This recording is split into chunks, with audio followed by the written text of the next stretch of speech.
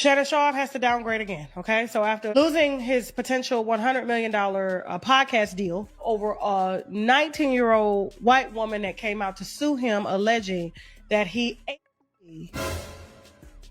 took her without her permission and she could not fight back. She said it was not BDSM. I told him he was supposed to wear a condom. He did not do it. He called black women gold diggers. He told his own children, that he should be the last option that they are able to call whenever they need help. He didn't even want to pay for his own, I believe it was his daughter's wedding.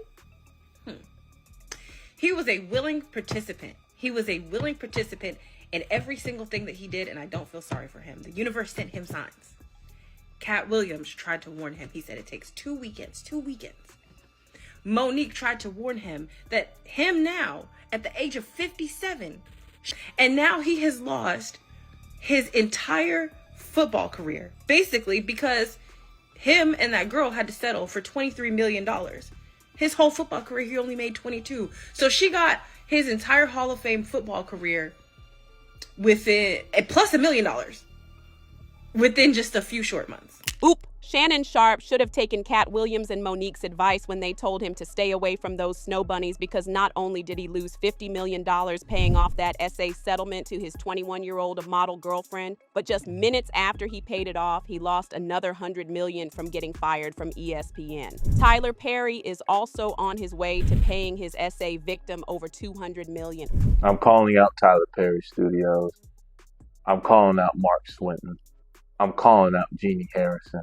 I'm calling out Michael Robbins. I'm calling out Tyler. One thing this industry is going to do is remind these folks that their uncontrolled fornication comes with a heavy price, but guess what? They'll fall for it every time. Katt Williams literally sat right in front of Shannon last year and went off on the celebrities who had sold their souls and destroyed their careers, only for him to end up in the same boat right along Tyler's trifling self. Now, if y'all remember, Shannon was disgraced a few months ago when his 21-year-old side piece, Gabriella Zuniga, filed a $50 million lawsuit against him, accusing him of SA.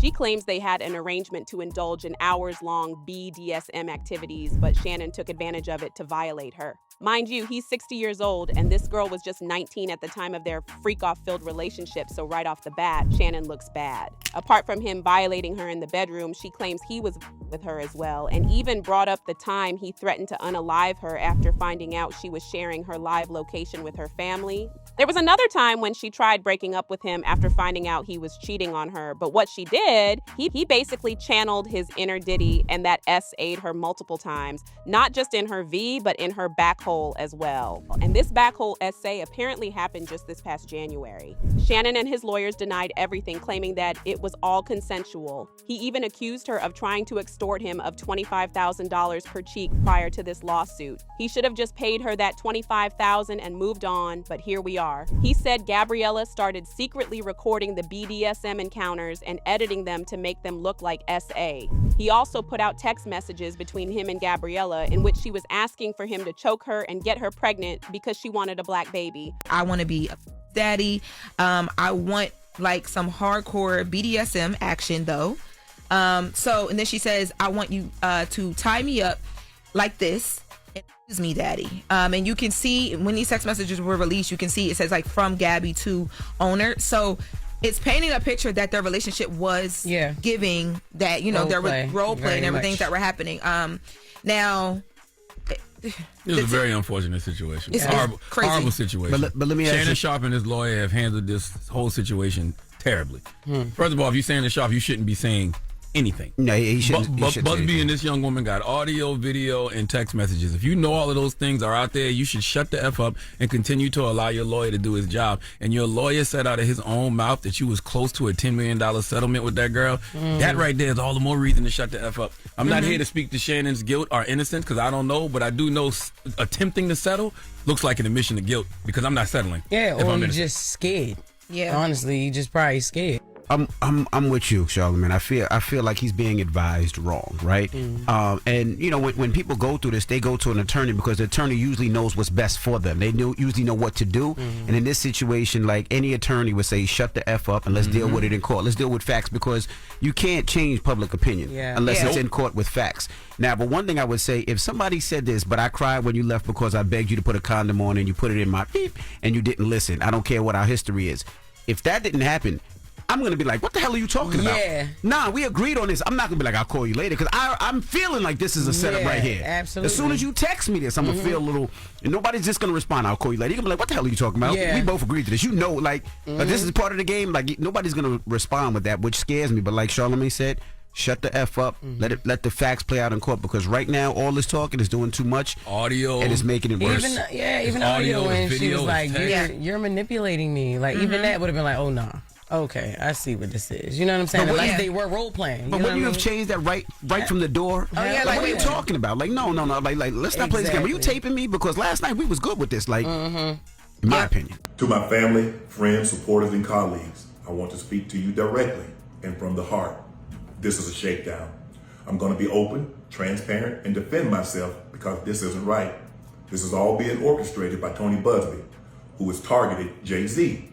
Tony Busby targets black men, and I believe he's going to release a 30-second clip of a tape that tries to make me look guilty and play into every stereotype you could possibly imagine. That video should actually be 10 minutes or so. Hey, Tony, instead of releasing your edit, put the whole video out. I don't have it, or I would myself. You know what happened, and you're trying to manipulate the media. The encounter in question took place during the day at her invitation, and now that appears to be a deliberate setup, coordinated by Gabby, also known as Carly on OnlyFans. Gabby and Tony Busby want $50 million. What they're getting is sued for defamation and trying to take me down. My career is all about real talk and honesty. I know my family and fans know exactly what this is about. And I'm going to be out there telling you whatever I need to say, just like I always do. I love all you guys. Gabriella's lawyer is the Tony Busby. Yep, the same lawyer who tried to go after Jay-Z. In fact, Shannon tried to use Tony's failed attempt at suing Jay-Z against him, but this backfired on him when Tony clapped back, accusing him of trying to pay Gabriella off with $10 million. Sharpe offered Jane Doe $10 million to settle her case that she rejected. She chose to file her case instead. I'm proud to be her lawyer. I didn't seek her out as a client or target anyone, and Sharpe is well aware of that. Tony also released this audio between Gabriella and Shannon, as well as a message Gabriella sent Shannon the day after he essayed her. The messages read, "But I cried when you left because I begged you to put a condom on and not put it in my and you didn't listen. I don't care what our history is, no means no Shannon. I don't know how to process this." Well, you're coming to LA tomorrow? Yes. Well, I don't know why you want to go out. Don't worry about it, Gabby. Well, okay. Okay, what? Well, I'm not really interested in getting choked, so I guess we're going. I might choke you in public. Big black guy chokes small white woman. It's not a good look, Shannon. Not a good look that you did with the shit you did to me. Okay, well... Now, as you said, while all this was going on, people didn't feel bad for Shannon at all because, first of all, he had no business messing with a 20-year-old at his ancient age. Second, Katt Williams warned him about this mess on his own show, and he still decided to go and F around. Jaguar Wright even jumped in and dragged him for filth. She said Shannon put himself in this situation and even accused him of doing dirty things behind the scenes with those industry executives. You know, a lot of people were angry at Shannon Sharpe after his Katt Williams 2024 God Ain't Playing With Y'all interview. A lot of people were angry with him. Matter of fact, there's a lot more people who reached out to him after Katt, who he turned away because he couldn't take the heat. Is everyone forgetting that? And Katt warned him, they're going to come for you. Monique came after that, told him, they about to get you. You better watch who you kicking it with. She told him the kindest, most polite way possible. And then all of a sudden, he's accidentally going on Instagram, setting up whole corn lives. humiliation ritual down to the floor. But why is nobody paying attention to? They're talking about money. 10 million offered to be quiet. She asked for 25,000 for the SCX. He wants 100 million for defamation and whoop-de-whoop-de-woo and all of this. Why is nobody talking about the simple fact that this is a man that's pushing 60 who's messing with a girl that's barely old enough to drink? Yeah. Let's stay there. Let's stay there. Because everybody skipped over that. You messing with this girl who's a child.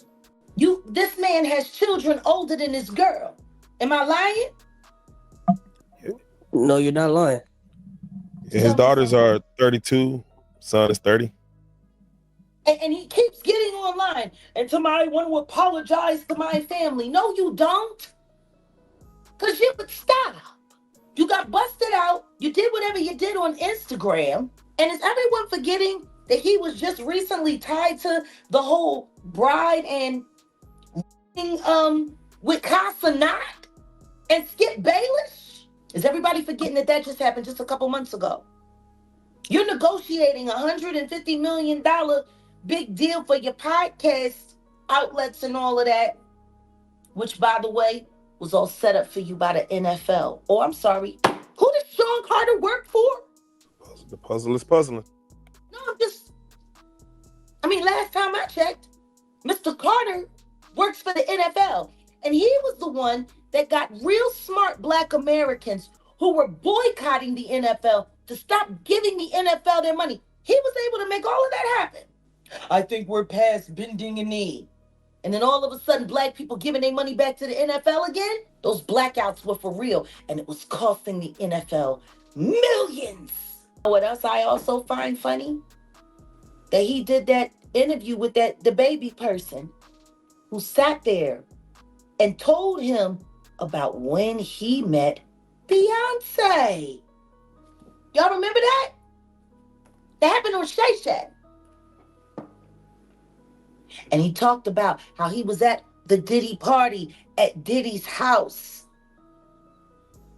And how after, the festivities were winding down and it was getting later into the middle of the night, approaching 3 a.m., Diddy got rid of almost everybody, but he let the baby stay behind with him and his close friends. And then he talked about how Beyonce was there and Jay-Z was there. Not at their house, at Diddy's house. And how Beyonce presented herself to him. And she didn't have to do that because he knew who she was and he couldn't believe she was talking to him. But she approached him. Kind of like how she approached that old friend of his when he said that he was at the party and the little people was there and she asked him, "Isn't this sexy?" As we speak, Shannon settled his lawsuit with Gabriella, which means a lot of the allegations she made were true, and he decided to settle so he wouldn't get embarrassed more than he already has. It's unclear if he settled for the $50 million, but whatever amount he wired to her bank account was enough for her to quit her OF and disappear from the internet to live her happy, rich life. Shannon, on the other hand, was fired with immediate effect from ESPN, and he had to come online to shamefully address it. He would have been better off if he didn't decide to have BDSM with a girl 40 years younger than him in the first place. Get started. Obviously, I'm sure everybody's heard the news by now that I will not be returning to ESPN. I found out this information a little earlier in the week, and really the only thing that I really ask is, like, guys, could we wait until Monday? My brother's going into the Pro Football Hall of Fame. I really wanted to be about him, and I wanted to be about my family. I know this coming out will overshadow everything that he's worked his entire life for. And unfortunately, it didn't happen that way. And so as I told him, as I profusely apologized to him earlier today, he said, "Bro, stop apologizing.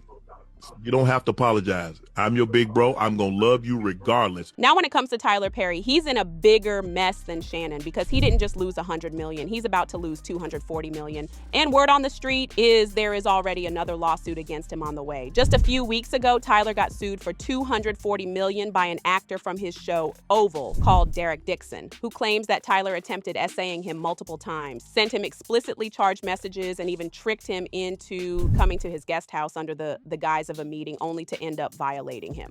He claims in his suit that Tyler yanked down his underwear and said, "Relax and just let it happen," and assured him it wasn't going to hurt. Dixon says he managed to rebuff this advance by changing the subject. People were quick to believe this because prior to Derek, Christian Keys had also made a cryptic post months before hinting at Tyler essaying him. But word on the street is that Christian didn't officially file a lawsuit because he got paid. Speaking to my brother about making a declaration of my experience, what I experienced with certain powers that be that were moving inappropriately. This person was second me for years. He was claiming, that he had multiple young black men on the payroll, and they just had to show up when he requested them to be there. Not just women that have to deal with it, but it's also men sometimes. And it'll be men tempting men. I was like, well, I gotta protect me because I'm saying no, and I don't want this person, as powerful as they are, to try to get in the way of my work. So I started recording. So I have them offering me money to take my clothes off.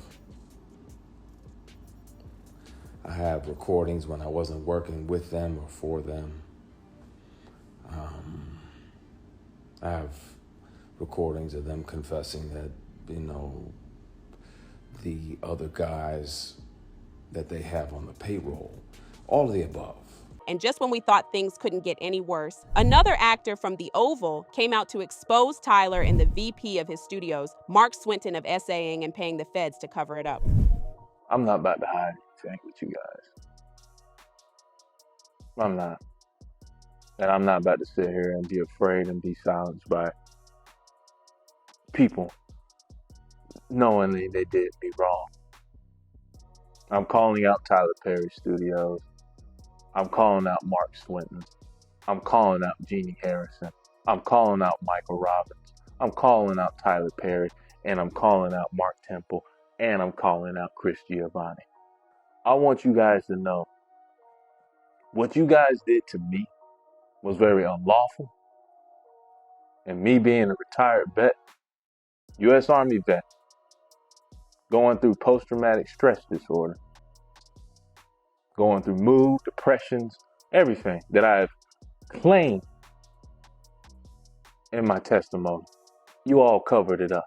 You all covered up a felony crime of what Mark Swinton has done to me. I've asked for help from the California State Bar to complain to Jeannie Harrison because she didn't tell me my California right as a U.S. Army veteran and a California LA resident. I'm sitting here looking on the news that this kid named Derek Dixon is getting unlimited jurisdiction quid pro as an LA resident, right? His incident happened in 2020 in Georgia in an employment place. He said he had a second, and he was by Tyler Perry in Georgia as an employment place, but he's an LA resident. All right, y'all tracking what I'm saying? So as y'all can see, it's up for both Shannon and Tyler, and word on the street is there are more lawsuits cooking up against them that are still yet to come out. Maybe if they had listened to Katt Williams from the start, they wouldn't be in this situation to begin with. One person said, they love them white women, and most of them are after one thing, and that's money. That Lil girl played him. She had a plan from the beginning. Another person said, what the hell is going on? Every week there's new allegations or something. Never seen so many in a space of months. Not Tyler, man. And for F's sake, people have been coming for him for the longest. But now I want to know your thoughts. What do you think of Katt Williams dragging Shannon and Tyler for destroying their careers? And do y'all think this is the end for them? Let me know your thoughts in the comment section below, and don't forget to click here to watch this other messy video.